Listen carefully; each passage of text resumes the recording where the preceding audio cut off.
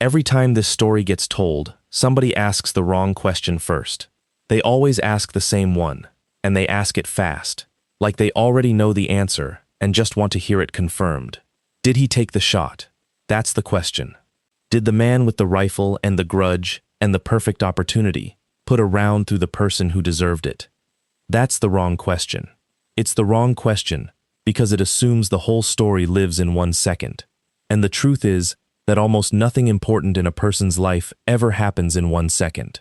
My name is Nathan, and I read court transcripts and case files the way some people read box scores. And if I've learned anything from the 6 years I've spent doing it, it's this. The people who win the ugly fights are almost never the people who moved fastest. They're the people who wrote things down. The right question in this story is quieter.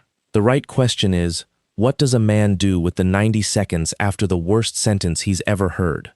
When there are 11 witnesses watching, and a loaded rifle 40 feet away, and every reason in the world to lose everything. What you're about to hear is a story about a professional whose entire craft is the discipline of recording. Wind, distance, temperature, the exact deviation of a cold barrel on its first shot of the morning, and what happened when the man who hurt his son walked onto his range grinning and asked if he could try the long gun. He said yes. I want you to hold on to that yes, because by the end of this you're going to understand that it was the single most dangerous word anybody said in this entire story, and it wasn't dangerous to him. Kent Ashmore had a rule about the first shot of the day, and it was the only rule at his school that he refused to explain more than once. Cold bore, he'd say, standing at the head of the firing line at 6:40 in the morning, with frost still graying the steel plates out at 400, is the only honest shot you will ever take. Everything after it is a lie the barrel tells you because it's warm and comfortable, and it's already been asked the question. The first one, the one that comes out of a cold rifle on a cold morning when nothing has settled and nobody is watching, that one tells you the truth about your equipment, your position, and yourself. Write it down. Write down where it went. Write down the temperature, the pressure, the wind, the light, and the exact number of inches it landed from where you called it. Then do it, every single morning for the rest of your life, and in 10 years, you'll know something about your rifle that no amount of talent will ever teach you. Students loved it the first day. By the third day, when he made them fill out the card before they were allowed to touch the bolt again, about half of them hated it. That was fine. He had built the school for the other half. Ashmore Long Range sat on a leased section of high, dry ground on Crowfoot Mesa, 11 miles of Washboard County Road outside Rimrock, Wyoming, in a county called Kiowa that had more antelope in it than people. Kent had 800 yards of clear line, 1,000 if you shot from the north bench across the draw, a covered firing shed with 6 positions, a squat cinderblock classroom with a wood stove, and a gravel lot that turned to soup for 2 weeks every April. He had 4 cameras on the line, a downrange target cam, a weather station on a pole, and a coaching audio system that put a small clip-on microphone on every shooter, so an instructor standing 30 feet back could hear a student's breathing and tell him he was jerking the trigger before the student knew it himself. The cameras and the microphones were not for security. They were for review. That was how Kent taught. At the end of every day, everybody sat in the classroom with the wood stove ticking and watched themselves fail on a projector screen, and Kent walked through it with a laser pointer and a voice so level that grown men who had been shot at in 3 countries sat there and took notes like 9th graders. Every student signed a form on the first morning. 2 pages, media, recording, and instruction consent. It said, in language his attorney had written and he had never once had to argue about, that all instruction on the property was recorded on audio and video, that the recordings were the property of the school, that they would be used for coaching and could be retained indefinitely, and that by signing, the student consented to being recorded anywhere on the property at any time during the course. Nobody read it. In 8 years, Kent had watched exactly 2 people read it. Everyone else signed it standing up, using the hood of a truck, with a cup of gas station coffee cooling on the fender. He had been a scout sniper in the Marine Corps for 11 years and an instructor at the school for the last 4 of them, and the thing he took out of the Corps was not what people assumed. People assumed he took out marksmanship. What he actually took out was paperwork. A sniper's real job, the part nobody puts in a movie, is observation and reporting. You lie in a hole for 31 hours, And you write down every vehicle, every face, every antenna, every change in a pattern. And at the end of it, the thing you hand your commander is not a body count. It's a log. Kent had filled out roughly 2,000 range cards and observation logs before he turned 30, and the habit had fused to his bones so completely that when he got divorced at 36, he kept a log of that too. That was one of the things Carly said. At the end. She said it in the kitchen of the house on Verbena Street, with the dishwasher running, and she said it the way you say a thing you've been holding for years.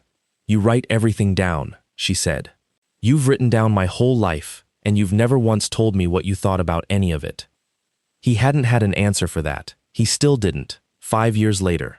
It was true, and it was the kind of true that doesn't have a defense, and he had let her have it. They had married young and badly, in the specific way that happens when a 23-year-old Marine and a 20-year-old girl from Torrington decide that a deployment schedule is a personality. She wanted a man who talked. He was a man who recorded. Max was born in the 4th year, and Max was the only unambiguous good thing either of them had ever made. The divorce itself was almost decent. Joint legal custody, primary physical with Carly, Kent every other weekend, and half the summer, and every Wednesday night for dinner. He didn't fight it, partly because he thought a boy that age needs his mother, and partly because he had a business that ate 11 hours a day and a lease payment that ate the rest.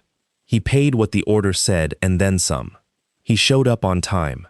He built the Wednesday dinners into a ritual, the diner on 3rd, a chocolate malt, a paper placemat that Max drew on. He kept those placemats. He kept every single one, flattened in a file box in his office, with the date written in the corner in his square, right slanted hand. Carly remarried when Max was 7. Kent found out from Max, who told him over a malt, delighted, that there was going to be a party at the Elks Lodge and he got to wear a jacket. Kent said that was great. He said it with the same face he used to give students who had just missed the whole target and needed to hear something calm. Then he drove out to the mesa that night and shot 100 rounds of .22 at a steel gong in the dark, which is not a thing anybody needs to do, and went home. The man's name was Brad Wingate, and everybody in Kiowa County liked him. That's the part people always want to skip past, and you can't.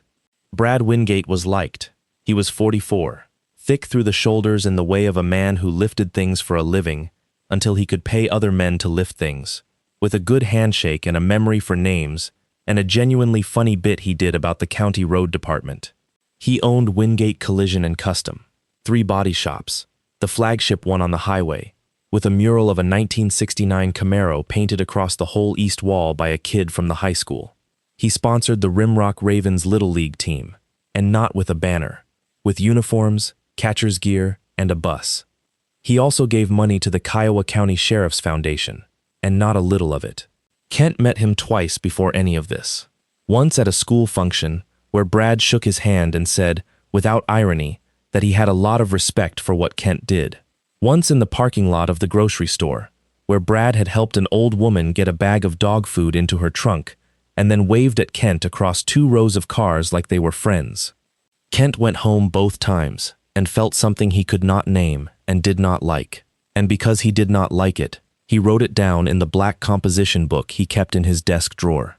Not because he suspected anything, because that's what he did with things he couldn't name. March 14th, BW at Ridley's. Helped Mrs. Pruitt with dog food. Wanted me to see it. No basis. Noted.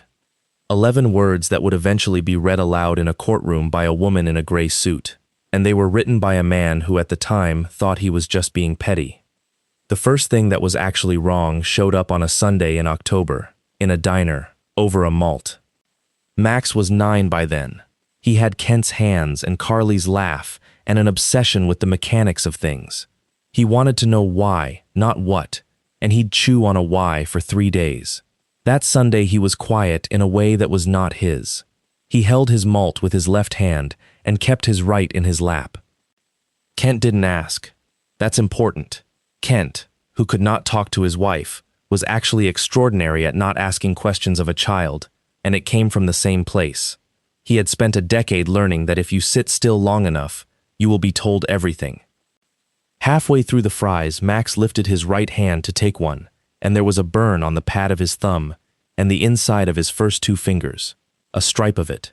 Shiny. Healing. The wrong color. Kent said, "That looks like it hurt." Max looked at his own hand, like he'd forgotten it was attached to him, and said, "It was an accident." Kent said, "Most things are." Max said, "I was holding a piece, and Brad was cutting it, and it got hot, and I wasn't supposed to let go. And there it is. Right there."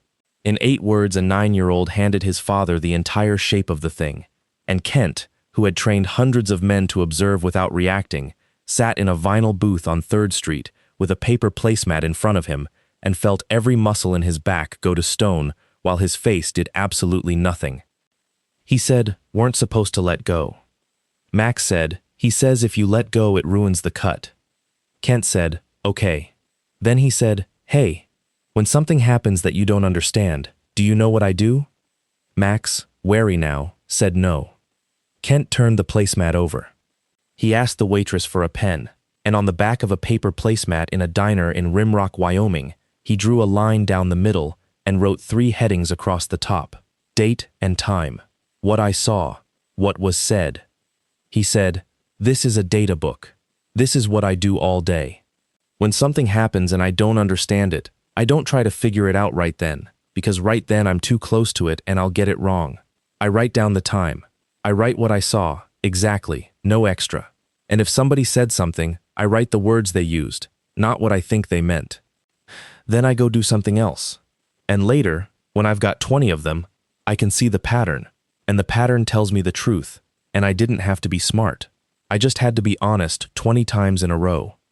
Max thought about that for a while, chewing. He said, "What if I don't have paper?" Kent bought him a notebook that afternoon at the drugstore on the corner. $3.40, 70 pages, green cover, and a pencil, because pens run out and pencils don't. He wrote Max Ashmore on the front in block capitals and the date underneath, October 12. He did not say why. He did not say, "I think somebody is hurting you and I need evidence." He would have cut his own hand off before he said that to a 9-year-old, because he knew, from 11 years of taking statements from frightened people in bad rooms, that the fastest way to poison a witness is to tell him what you're hoping he'll say. He just taught his son a habit, and then he drove home and sat in his truck in the driveway for 20 minutes without turning off the engine. October 12. Burn on M's right thumb and index. Healing. Approx 4 days old. Says holding a piece while BW cut it. Says if you let go it ruins the cut. Did not ask further. Gave him a notebook. The second entry came 18 days later, and this is where most people would have made the mistake that cost them everything. Max came back from a weekend with a split in his lower lip and a story about the 4-wheeler. Kent asked one question, "Where?" And Max said out at the gravel pit, and Kent said okay, and that was all. Then he called Carly. The call lasted 4 minutes. He asked, in the flattest voice he owned, whether Max had been riding an ATV. Carly said yes. He asked whether Max had a helmet. There was a pause of about a second and a half, and in that second and a half Kent, who had been trained to read pauses over radios in the worst conditions on Earth, heard everything he needed to hear and then discarded it, because a pause is not evidence. She said, "Of course he had a helmet." He said, "Okay." She said, "Kent, don't do this." He said, "Do what?" She said, "The thing where you don't say anything, and then 6 months later you have a folder." He said, "I asked about a helmet." She said, "He's 9. He's a boy. Boys get hurt, and if you're going to start counting bruises, then you can explain to a judge why you think the county's most." And she stopped. He heard her stop. He heard the exact shape of the sentence she didn't finish, which was some version of the county's most respected businessman, and he wrote that down too, afterward, in the black composition book, with the words she used, and a note that the sentence was not completed. That was the moment Kent Ashmore stopped hoping he was wrong. What he did next was nothing, and it took 11 weeks. That is the part of this story that people find hardest to sit with, and it's the part that actually matters. He didn't confront Brad. He didn't file anything. He didn't call the sheriff's office and have a conversation that would be repeated to Brad Wingate by lunch, because in a county of 4,100 people, every conversation is repeated to everybody by lunch. He didn't even tell his sister Holly, who ran the vet clinic and would have burned the town down for that boy. He built a position. That's the language he used for it in his own head, and it's a sniper's word. You do not shoot from where you are. You shoot from where you can make the shot and get out. Getting to that place is 90% of the work, and it is entirely invisible. And while you are doing it, you look, to any observer, like a man doing nothing at all. So he did nothing at all, loudly and in public, and quietly he did the following. He started a second composition book, not the black one, which was his own and had 8 years of scrawl in it, a new one, red cover, and he ruled the pages by hand into the same 4 columns he'd used on every range card he'd ever filled out. Date, time, condition, observation, correction. He wrote at the top of page 1, in block capitals, the same way he headed every log he'd ever kept. Subject, B. Wingate. And under condition, on the first line, he wrote, no basis, observation only. He underlined that twice, and the reason he underlined it twice was that he knew himself, and he knew that a man who wants a thing to be true will find it true, and the entire value of a log is that it is kept by someone who is refusing to want anything. He got Max's Wednesday dinners moved from the diner to his own kitchen, so the boy would be in a house with no strangers in it, and he never once asked to see the green notebook. Not once. He'd say, you keeping your book? And Max would say, yeah. And Kent would say, good, and pass the bread. He requested Max's pediatric records through his attorney. Routine, boring, the kind of request a co-parent with joint legal custody can make, and that nobody flags. He got them in December. 3 urgent care visits in 14 months that he had never been told about. A wrist, a scalp laceration closed with glue, a foreign body in the eye, which turned out, in the narrative section, to be metal grinding dust. He learned the shape of Brad Wingate's life the way he'd learn a valley, not by staring at the middle of it, but by walking the edges. Wingate Collision and Custom did about $2 million a year, which was more than the bodywork in Kiowa County could possibly generate. Brad drove to Denver auctions every 3rd Thursday. The salvage yard behind the highway shop, run by Brad's older brother Craig, took in cars that were never seen again in one piece. Kent noted these things without conclusions, because a conclusion in a log is a contaminant. And he learned that Brad Wingate had, 18 months earlier, made the biggest gesture of his public life. The Wingate Family Foundation had donated 10 precision rifles, glass and all, to the Kiowa County Sheriff's Office tactical team. There had been a photograph in the Rimrock Sentinel. Brad in the middle, sheriff on one side, 10 rifles laid on a folding table like a display of fish. Kent had that photograph clipped and taped into the red book, and under it he wrote one line, I have inventoried those rifles. And he had, because every rifle that came onto his line got its serial number written in his armory log.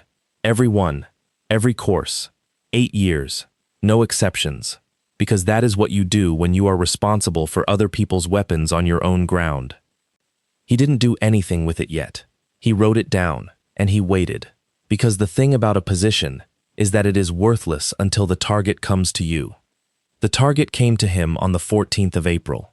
The Kiowa County Sheriff's Office ran a 5-day precision marksman course at Ashmore Long Range every spring, 6 deputies plus whatever slots the regional agencies bought.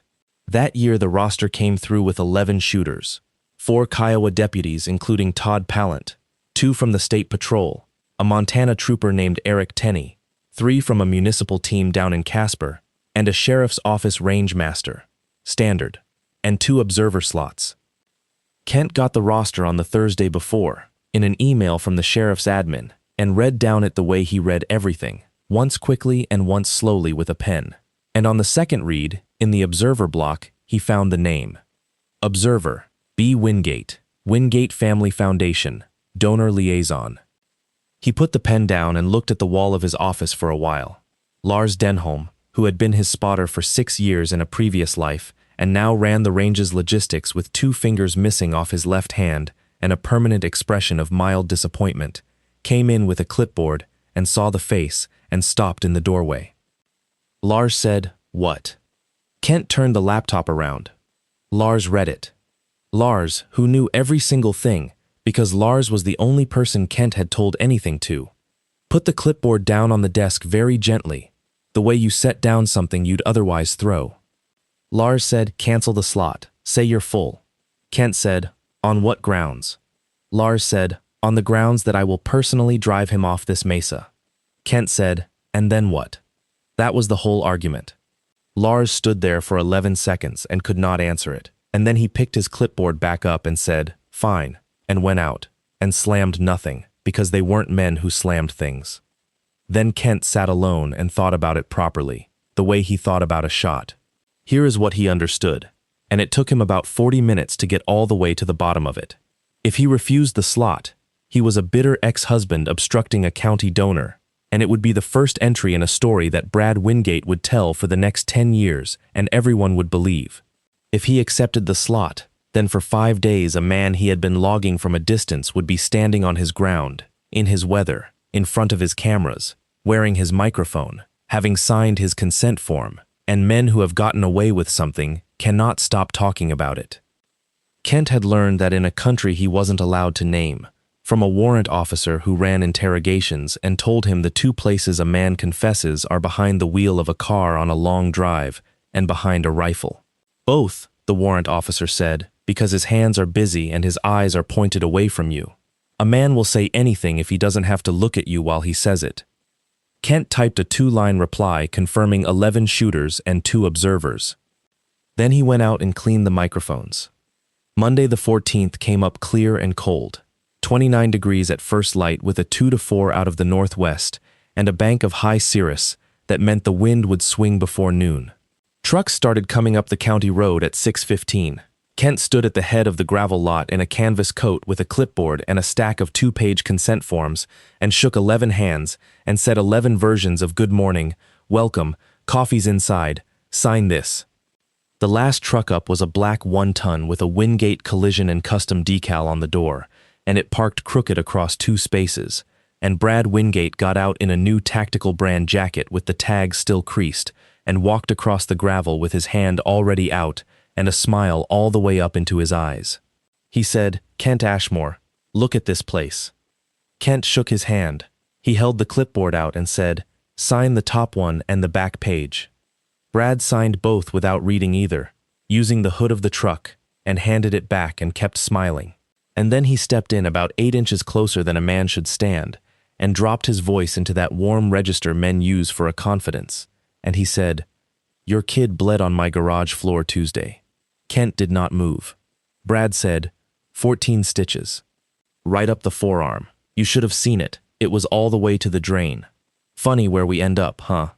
There were 11 law enforcement officers within 60 feet. There was a wood stove going in the classroom and the smell of coffee and somebody's diesel idling. There was a clip-on microphone in Kent Ashmore's coat pocket, 4 feet from Brad Wingate's mouth, that had been switched on at 5:50 that morning as part of a system check, because Kent Ashmore had switched on every microphone at 5:50 every morning for 8 years. Kent said, is he all right? Brad's smile shifted a 1/4 inch. That was not the reaction he'd come 11 miles up a washboard road to get. He said, he's fine. Kids are tough. Kent said, okay. And then Brad Wingate, who had prepared a knife and found it going into sand, did the thing that people who need a reaction always do. He reached for a bigger one. He looked past Kent at the firing shed, where Lars was laying out the county's donated rifles on the bench, with the bolts out and the bipods folded, 10 of them in a row on green wool. He said, hey, any chance a guy like me could try the long gun? And Kent Ashmore said, yes. He said it immediately. He said it without a beat of hesitation, without a look, without anything on his face at all. And the man who said it had spent 11 years learning to control the one thing in his body that would give him away, which was not his hands and was not his voice, but the rate at which he breathed. He said, yes, absolutely. Thursday afternoon we do a donor demonstration anyway. You'll shoot the 400. Wear the mic. Everybody wears the mic. It's how we coach. Brad said, hell yes, and clapped him on the shoulder, and walked off toward the classroom, already telling somebody about it. Lars came out of the shed at a fast walk with his jaw set, and Kent held up one hand about 6 inches, palm down, which was an old signal between them that meant hold, and Lars stopped where he stood. Kent said, quietly, without turning, He just told me he did it. On the line. On the record. He signed the form 90 seconds before he said it. Lars said, "That's not a confession." Kent said, "No. It's the first shot from a cold barrel. It tells you where everything else is going to go." The 5 days of that course would eventually be watched in their entirety by 4 different attorneys, a federal agent, and a jury. And what strikes everybody who watches them is how boring most of it is. It is 131 hours of raw camera time, men lying prone in dirt, wind flags. Kent's voice, low and unbothered, saying things like, "Your natural point of aim is 8 inches left. Stop muscling it back. Roll your hip." 2 hours of a Casper officer failing to hit a plate at 600 and then hitting it 4 times in a row and swearing with pure joy. And threaded through it, on the Observer channel, is Brad Wingate talking. He talked constantly. He talked because he was a man in a place where he had no skill and needed to have status instead, and the only currency he had was information about himself. Tuesday, sitting on the tailgate behind the line, on an open mic, to a deputy who was being polite. "Yeah, we run a tight shop. I don't put up with much. You let a kid think he's got a vote, and you're done." Wednesday, to the same deputy, on the subject of his stepson. "He's a smart kid. That's the problem. Smart kids need a floor put under them early." Thursday morning, to Todd Pallant, laughing. "I told his old man about the garage, straight to his face. Monday morning, right out there in the lot. You know what he said? He said, 'Is he all right?' That's it. That's the whole thing. Guy's a ghost." That clip is 19 seconds long. It would be played 4 times in a courtroom, and the 4th time, the prosecutor played it and then said nothing for a full 10 seconds, and let a jury sit with the sound of a man laughing. Thursday afternoon, Brad Wingate got his turn on the long gun. Kent set him up himself, at the 400, on one of the county's donated rifles, and he coached him properly. That surprised the people watching. There was no humiliation in it. Kent knelt beside him and adjusted his elbow and told him where to put his cheek, and explained the wind in plain English. And Brad shot 12 rounds and hit the 18-inch plate twice, and both times he whooped like he'd done something, and the deputies clapped, because deputies are polite to donors. Then Brad, flushed, said what men in that situation always say. He said, "So what can you actually do with this thing?" And Kent said, "Want to see the 1,000?" They walked the group up to the north bench. The 1,000-yard target at Ashmore long range was a 3-inch round steel disc on a swinging hanger, painted white, and at that distance through a spotting scope it looks like a grain of rice on a hillside. It was 3:40 in the afternoon. The wind had swung southwest and was doing what it does out there, 6 to 9 at the bench, gusting, and something completely different at the 600 where the draw pinches. Kent had not shot that day. Not one round. Cold barrel. He lay down behind his own rifle, a 300 he'd built himself, and he did not hurry. He watched the flags for about 90 seconds without touching the gun, which is an unbearable length of time when 11 men are standing behind you. Then he came up on the bolt, and settled, and his breathing changed, and he sent 1 round. The steel rang about 2.5 seconds later, and the disc spun. Nobody said anything. Then Eric Tenney, the Montana trooper, said, "That was cold bore." Kent said, "Yeah." Tenney said, "From cold bore. First round of the day." Kent got up and dusted his front, and he did not look at Brad Wingate. He looked at the flags and he said, "To everybody and nobody, that shot wasn't hard. I've made that shot 900 times. What was hard was the 4 years of writing down every time I got it wrong. There's a book in my office with every cold bore shot I've taken since 2019 in it. 1,200 entries.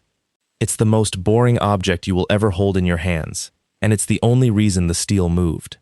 Then he did look at Brad. He looked at him for about 1.5 seconds, with absolutely nothing on his face. He said, "Most people can't do the book. They can do the shot. Nobody can do the book." Brad Wingate laughed and said something about how he'd stick to writing checks, and the group broke up and went down for coffee. And on the camera, if you slow it down, you can see that Brad's laugh comes about 1/2 second late, and that he glances at Kent twice on the walk down. He had come up that mesa to find out whether Kent Ashmore was a threat, and he had gotten his answer, and his answer was wrong in the exact way that ruins men. Because what he decided, driving home that night, was that Kent Ashmore was a ghost. A quiet, strange, harmless man who took a hit to the face and said, "Is he all right?" And a man who believes that about his enemy stops being careful. But he didn't stop entirely. Something in Brad's animal brain had registered the 1,000-yard shot, and 11 weeks later, in June, he moved. The first thing Kent got was a certified letter from a Casper law firm on behalf of the Wingate Family Trust, and it concerned an easement. Crowfoot Mesa's Section 14 belonged to a rancher named Gary Chastain, 79 years old, who had leased Kent the ground for 8 years at a rate that was frankly charity, because Gary liked him. What Kent had never bothered to look at closely was that access to Section 14, the only road in, crossed a corner of Section 11, and Section 11 had been bought in 1996 by Joan Wingate, Brad's mother, a woman of 71 who had never in her life done a single thing by accident. The letter revoked the road use permission, effective in 30 days. The second thing came 9 days after that, a complaint to the county planning office regarding unpermitted commercial use of agricultural land, filed by an anonymous concerned resident, with photographs. The county sent a letter suspending Kent's conditional use permit pending review, which meant no courses, which meant no revenue, on a business that ran on a 2-month cash cushion. The third thing was the one that took his legs. It came through Carly's attorney, an emergency motion to suspend Kent's unsupervised visitation, on the grounds that he had exposed the minor child to an active live fire range, and attached to it was a photograph of Max standing at the firing line at Ashmore Long Range with a rifle on the bench in front of him, and no ear protection, and no adult in the frame. It was a real photograph. It had been taken the previous September, on a Sunday, when the range was closed and cold and empty, and Kent had brought his son up to show him the weather station. The rifle on the bench was a display gun with no bolt in it. Kent had been standing 4 feet away, holding the camera, and had cropped himself out when he sent it to Carly, because that is what you do when you send a picture of your kid. She had kept it for 9 months. Or somebody had gotten it off her phone. Judge granted the emergency order on an ex parte basis pending a hearing, because judges grant those, because the downside of being wrong in the other direction is unbearable. Kent went from every other weekend and Wednesdays to 2 hours a week at a supervised visitation center in Torrington, in a room with plastic chairs and a woman with a clipboard, 41 miles away. He sat in that room the first Saturday with his son, who would not look at him, and understood that he had lost. Lars found him that night in the classroom on the mesa, with the wood stove out and the lights off, and the red book open in front of him, and a bottle of something on the table that had not been opened. Lars sat down and said, "So we do it the other way." Kent said, "There is no other way." Lars said, "Sure there is.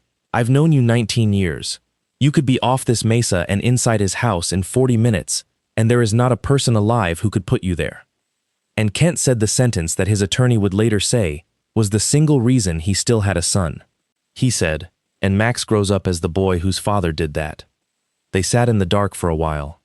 Then Kent said, "Get me the armory log, all 8 years, and get me the county's grant paperwork. It's public. And find out who Chastain's kids are." Lars said, "What are we doing?" Kent said, "We're not going to shoot at him. We're going to shoot at what's holding him up." Leslie Varden had been practicing family law in Wyoming for 22 years and had the specific exhaustion of a person who has watched the same fight 4,000 times. She met Kent in her office in Casper, read the emergency order, looked at the photograph, and said, "This is going to take 8 months, and it is going to cost you everything you have, and we will probably win about 60% of it." Kent put a red composition book on her desk. She opened it and read for 11 minutes without speaking. Then she closed it and looked up, and her face had changed. She said, "How long have you been keeping this?" He said, "Since October." She said, "In this format? Every entry dated, timed, with a source, and," she flipped back, "you separate observation from conclusion." He said, "It's a range card. It's how I was trained. You don't write down what you think happened. You write down what you saw and what it measured. Conclusions go in a different column, and you date those too, so later you can see when you started being wrong." Leslie Varden sat back in her chair and said, "Mr. Ashmore, In 22 years, I have never had a client hand me anything like this. Do you understand that most of my job is trying to reconstruct, from a person's memory, 18 months after the fact, what somebody said in a kitchen? Then she said, "Is there anything else?" And Kent said, "My son keeps one too." He hadn't seen it. He wanted her to understand that first. He had never once asked to look at it. He had never coached the boy. He had never told him what it was for. He'd bought him a notebook in a drugstore in October and taught him a habit, and then left him completely alone with it for 8 months. Leslie said, very quietly, "Then we need it. And we need it in a way that nobody can ever say you touched." But Kent couldn't get it, because Kent couldn't be alone with his son. Max solved that himself, on the 2nd of July, and he did it in a way that took 10 years off his father's life. He got up at 5 in the morning, in the house on Larkspur Court that had Brad Wingate's name on the mailbox, put the green notebook in a Ziploc bag and the Ziploc bag inside his shirt, took his bike out of the garage without opening the garage door, and started riding for Crowfoot Mesa. He was 9. It was 11 miles, the last 4 of it washboard gravel with a 200-foot climb. He made 7 of them. Brad Wingate found him at 6:40 on the county road, coming the other way in the black 1-ton, and what happened next was reconstructed later from 3 sources, and they all agree. Brad stopped. Brad got out. Brad picked up the bike and put it in the bed, and he did not yell, and he did not hit him. He opened the passenger door and said, "Get in." And Max Ashmore, 9 years old, standing on a gravel road at dawn 11 miles from anybody, said no. Brad said, "Get in the truck." Max said, "What time is it?" Brad said, "What?" Max said it again, "What time is it?" Because his father had taught him that when something happens you don't understand, the first thing you write down is the time, and he did not have a watch, and the only clock within 4 miles was in the dashboard of that truck. Brad Wingate stood on a county road and looked at a 9-year-old asking him for the time, and something went through him. The witnesses to what he did next were a rancher named Dale Ingalls a quarter-mile off, glassing for coyotes, and the dash camera in Deputy Todd Pallant's cruiser coming up the road at 6:44, and Max himself. Brad grabbed the boy by the back of the neck and put him in the truck. Pallant's dash camera got 14 seconds of it from 300 yards. It is not clear footage. You cannot see a face. What you can see is a large adult male moving a small child into a vehicle, and the timestamp is 06:43:51. And Todd Pallant, who was Brad Wingate's man, who had been paid in favors and fishing trips and a transmission rebuild, drove past. He drove past. He testified to it himself later, and he cried while he did it, and it did not save him. But Todd Pallant did one thing.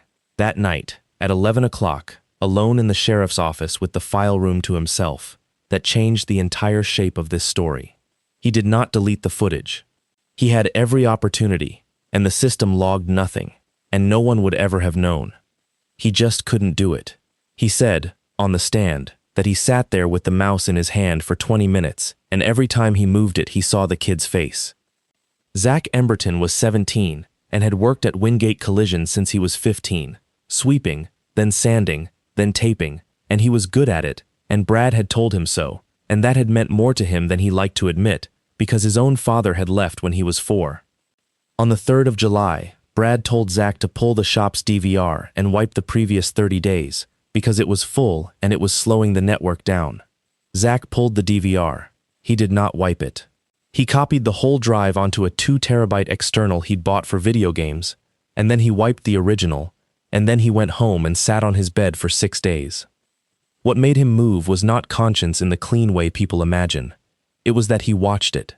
He had to check the copy worked, and he checked it by scrubbing to a random date, and the random date was a Tuesday in April, and the camera over Bay 3 showed a 9-year-old boy holding a quarter panel steady while a man ground a weld, and then the boy flinching, and then the man taking the boy by the front of his shirt and putting him backward into the lift arm, and then the boy on the floor with his forearm open, and then, and this is the part Zach Emberton could not get out of his head for the rest of his life, the man standing there for 11 full seconds, looking down at him, doing nothing, before he went and got the mop. Not a first aid kit, a mop. Zach drove up the county road to Crowfoot Mesa on the 9th of July, with the drive in a grocery bag, and he was so frightened he threw up in the gravel lot before he got to the door. Kent Ashmore, who had not been permitted to be alone with his own son in 4 weeks, took the bag and did not open it, and did not thank him, and instead asked him whether he had a lawyer. Then he called Leslie Varden and put the boy on the phone. By the middle of July, Kent Ashmore had the following, and he laid it out on the classroom table on Crowfoot Mesa, the way he'd lay out a firing solution, because that is genuinely how his brain worked. Range, wind, elevation, hold. What can I hit? From here, in what order? Target 1, the ground. He drove out to Gary Chastain's place and offered to buy Section 14 outright, 640 acres of dry mesa that would never run more than 40 head. He had $180,000 saved, which was the entire proceeds of 8 years of not having a life, and had been earmarked, in some vague way, for a house with a room in it for a boy. Gary Chastain, who had a stent and a bad hip, and 2 children in Arizona who wanted him to sell, said yes, and then said something else. He said, "That woman's lawyer already called me. Offered me $240. I told him no." Kent asked why. Gary said, "Because in 8 years, you never once left a piece of brass on my ground." And there is the whole moral of this story, in one sentence from a 79-year-old rancher. The boring discipline that people mock you for is the reason someone hands you the thing you need.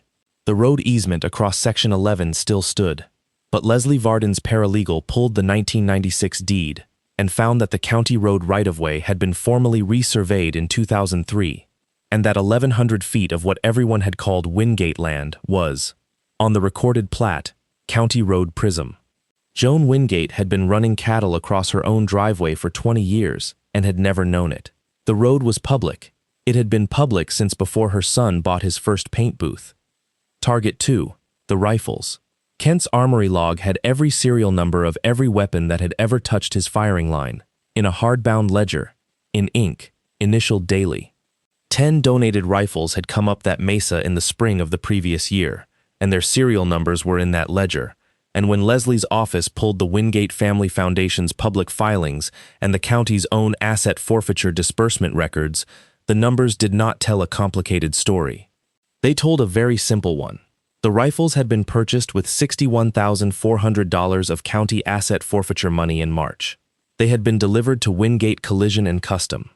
They had been donated to the county in May, publicly, with a photograph in the Sentinel, and the Wingate Family Foundation had claimed a charitable deduction of $84,000 on property it had never bought, which the county had already paid for, out of money seized from other people. It was not a genius crime. It was a lazy one, committed by a man who had never in his life been asked for a receipt, and it was federal, because the deduction went on a federal return, and it was also the specific kind of thing that makes a United States Attorney's Office genuinely happy, because it is easy to prove and everybody hates it. Target 3, the cars. Craig Wingate's salvage yard bought flood and total loss vehicles at Denver auctions, and Wingate Collision cut them together and titled them rebuilt in a state that made rebuilt titling easy, and then sold them across the line in 3 states. Kent didn't build that case. He just sent an 11-page summary and 41 photographs to the state's motor vehicle fraud unit, and let people whose job it was do it. Target 4 was Brad Wingate himself, and Kent did not aim at him at all. That was the entire strategy, and it is the thing that makes this story worth telling. He aimed at everything Brad was standing on and let gravity do the rest. The Wingates came for him on the night of the 28th of July, and it was Craig. Craig Wingate was the brother who had never learned that the world had cameras in it. At 2:10 in the morning, he came up the county road with his lights off in a lifted truck with a friend named Des Hollingsworth in the passenger seat, and they came to burn the classroom, and they saw, standing at the head of the firing line in the moonlight, a man. It was a target frame. It was a plywood silhouette on a stand that Kent had been using for movement drills for 3 years, with an old canvas coat on it and a chemical hand warmer taped where the chest would be, because the range's thermal spotting scope was part of the night curriculum and he'd set it up that way for a demo 2 weeks earlier and never taken it down. Craig Wingate emptied a rifle into it. 14 rounds. Then he reloaded and fired 6 more. The 4-line cameras got all of it. The downrange target cam got the muzzle flash. The audio system, which ran continuously and had run continuously for 8 years because Kent had never once turned it off at night, got Des Hollingsworth saying, "Is he down? Is he down?" and Craig Wingate saying, "He's down," and then, 40 seconds later, when they got close enough to see the plywood, saying a word that got bleeped in every news report that ever covered it. Kent Ashmore was asleep in a bunk in the classroom 200 feet away. He did not go outside. He called 911, and he stayed on the floor, and he let it be exactly what it was, which was 2 men firing 20 rounds at what they believed was a human being, on camera, from 4 angles, with sound. Craig Wingate was arrested at 7 that morning. He was looking at attempted first-degree murder in a state that does not play about that, and his lawyer explained the arithmetic to him inside of a week, and Craig Wingate, who was 52 and had a bad back and had spent his whole life doing what his little brother told him, gave the state everything. The auctions, the VIN swaps, the rifles, and a thing nobody had asked about, that Brad had told him in June to go see Gary Chastain about the land, and what go see meant in that family. The custody hearing was on the 19th of September, and it lasted 2 days. Leslie Varden did not open with the shop footage. She was too good for that. She opened with paper. 3 urgent care visits Kent had never been told about. The pediatric record with the phrase metal grinding dust in it. A subpoenaed intake note from the April emergency room visit in which the reported mechanism of injury was tripped over an air hose, and the treating physician assistant, Dr. Nicole Bannister, had written in the free text field, "Mechanism inconsistent with wound pattern, posterior forearm, discussed with mother." Then she put Zach Emberton on the stand and played 11 seconds of Bay 3 and stopped it on the frame where a man is standing over a bleeding child with his hands at his sides. Then she called Kent Ashmore, and she did the thing that decided it. She asked him, "Did you ever ask your son what was happening in that house?" He said no. She asked, "Why not?" And Kent Ashmore, in a sport coat that did not fit him, said, "Because if I asked him, I'd have put the answer in his mouth. I've taken statements from frightened people. The second you tell somebody what you're hoping to hear, you've destroyed them as a witness, and you've destroyed the thing you were trying to protect. So I gave him a notebook, and I taught him the same rule I teach a 22-year-old deputy, which is, write the time, write what you saw, write the words they used, don't add anything. And then I left him alone with it for 8 months, and I never looked at it." Leslie Varden said, "Your Honor, the child's notebook was retrieved by the guardian ad litem directly from the child, sealed, and has been in the court's custody since July. Neither I nor Mr. Ashmore have read it. It was 41 entries, in pencil, in a 9-year-old's handwriting, dated. The guardian ad litem read 11 of them aloud. They were not dramatic. That was the terrible part. They were flat. March 3rd, 7:15 p.m. Brad said if I tell Dad about the wall, he will make Mom cry, and it will be my fault. I said okay. April 9th, 4:40 p.m. I held the panel. It got hot. I let go. He said you ruined it. April 16th, 6:05 p.m. Bay 3. My arm. He got the mop first. Mom said say I tripped on the air hose. I said okay. May 22nd, 8:30 p.m. Mom cried in the car and said please, just do what he says until you're bigger. At that last one, from the second row of a courtroom in Rimrock, Wyoming, Carly Wingate made a sound that the court reporter recorded as, and that everybody in the room understood perfectly. She testified the next morning. She did not defend him. That is the only decent thing in her entire arc, and it is worth saying out loud, because it was the hardest thing she ever did. She sat there and said that she had known since the second summer, and that she had told herself it was discipline, and that she had told her son to say he tripped on an air hose, and when Leslie Varden asked her why, she said, because I'd already been divorced once, and I couldn't be the woman who got it wrong twice. She lost custody. She got supervised visitation, and a case plan, and she did every single thing on it for 4 years, and she has her son in her life today, which is more than she expected, and less than she wanted, and she has never once claimed she deserved better. Brad Wingate was arrested on the 4th of October, and where they arrested him is the reason this story gets told at all. The county had scheduled the dedication of the new tactical training annex, the one his foundation's money had supposedly paid for that Saturday, at Ashmore Long Range, on Section 14, on ground that Kent Ashmore had owned outright since the end of July. Brad had insisted on being there. He had insisted on shooting the ceremonial first round, on the 400, with the press there, because he was a man being investigated on 4 fronts, and his entire instinct was to stand somewhere he'd be photographed next to a badge. Kent Ashmore let him come. He put his name on the list personally. Brad Wingate was lying prone at the 400-yard line, on a rifle his foundation had never bought, on land he had tried to take, wearing a clip-on microphone, in front of 2 reporters and the sheriff and 40 people, when 3 federal agents and a state investigator walked up behind him. He was told to put the rifle down. He put the rifle down. The photograph that ran on the front of the Rimrock Sentinel and then on 4 networks shows a man on his knees in the gravel, with his hands behind his head, and a row of wind flags standing perfectly straight in the frame behind him, and it is, whatever else you want to say about it, a hell of a photograph. He tried, afterward, to tell it his way.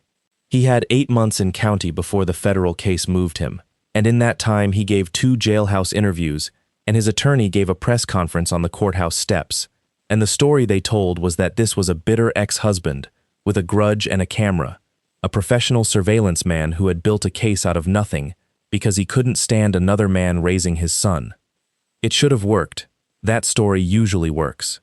It died, and it died for one reason. Every single thing Brad Wingate said had a date on it, and every single date had a document sitting on the other side of it, written down at the time by somebody who had no idea it would ever matter. He said he'd never touched the boy. There were 11 seconds of Bay 3. He said the rifles were a gift. There was a purchase order and an armory ledger in ink. He said he'd never threatened anyone about the land. There was his own brother. He said he'd never spoken to Kent Ashmore about the garage. There were 4 seconds of audio from 0651 on the 14th of April, recorded 90 seconds after he signed a form consenting to be recorded, in which he says the words, "Your kid bled on my garage floor Tuesday," and then laughs. He took 22 years, federal and state, running consecutively on the worst of it. Craig took 18. Joan Wingate lost Section 11 to legal fees and lives with a cousin in Ogallala. Todd Pallant lost his certification, pled to a misdemeanor, and works for the highway department, and mails a card to Max Ashmore every year on his birthday, which Kent has never stopped and has never encouraged. Zach Emberton finished his apprenticeship somewhere else. Kent paid for the last year of it and has never mentioned it to anybody. There is one more thing, and it's the only part of this story Kent Ashmore has ever told anyone voluntarily. The first Saturday after the custody order, he drove Max out to the mesa. It was cold and clear, 29 degrees, a 2 to 4 out of the northwest, the same conditions as the morning all this started, which Kent noticed and did not mention. He set his son up at the 100 with a .22, and before he let him touch it, he took out of his coat pocket a drugstore notebook, $3.40, 70 pages, green cover, and a pencil, and set it on the bench. He said, "First shot of the day comes out of a cold barrel. It's the only honest one you'll get. Write down where it goes." Max said, "And then what?" His father said, "And then you do it again tomorrow. And in 10 years you'll know something nobody can take off you." The boy wrote the date at the top of the page, in pencil, and underlined it, and picked up the rifle. So, that question people always ask first, did he take the shot? He took about 900 of them, and not one was at a person. That's the thing I keep coming back to with this one. Kent Ashmore had, on a Thursday afternoon in April, the most complete opportunity any wronged man has ever been handed. The person who hurt his child, lying down, on his ground, in his weather, with his back turned. And what he did with that opportunity was hand him a microphone. I want to leave you with the part that actually keeps me up, though, because it isn't the revenge. It's the roll call. Count the adults in this story who could have ended it in a single afternoon and didn't. A physician assistant wrote mechanism inconsistent with wound pattern in a free text field and closed the chart, and that note sat in a database for 17 months doing nothing until somebody subpoenaed it. A deputy watched 14 seconds of a man forcing a child into a truck and kept driving, and then went home, and then, at 11 o'clock that night, couldn't delete it. And that failure of nerve, that one small refusal, is the only reason he isn't in a cell himself. A 17-year-old kid was told to wipe a hard drive and copied it instead, and then sat on his bed for 6 days being sick about it before he drove up a gravel road. A mother knew for 2 summers and told her son to say he tripped on an air hose. And a father saw a burn on a thumb in a diner and said nothing at all, and then spent 11 weeks and 8 months doing the least satisfying work a human being can do. Every one of those people had the whole thing in their hands. Most of them fumbled it. 2 of them, late and badly and terrified, didn't. You're on that list. Everyone is, eventually.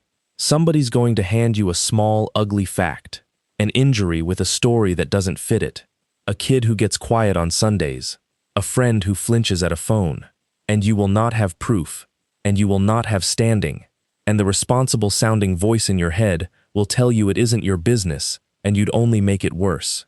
Here's the only thing I'd ask. You don't have to be brave that day. You don't have to confront anybody, or call anybody, or be sure. Just write it down. The date, what you saw, and the words they used. Put it somewhere and forget about it. Because the single most powerful object in this entire story cost $3.40 at a drugstore, and the second most powerful was a ledger of serial numbers kept by a man who was too rigid to skip a day, and neither of them required 1 ounce of courage on the day they were written. Courage is what you need in the moment. Records are what you need for everything after it. And the ugly truth is that in fights like this one, the man who wins is almost never the man who was ready to do something terrible. It's the man who was still writing when everybody else got tired.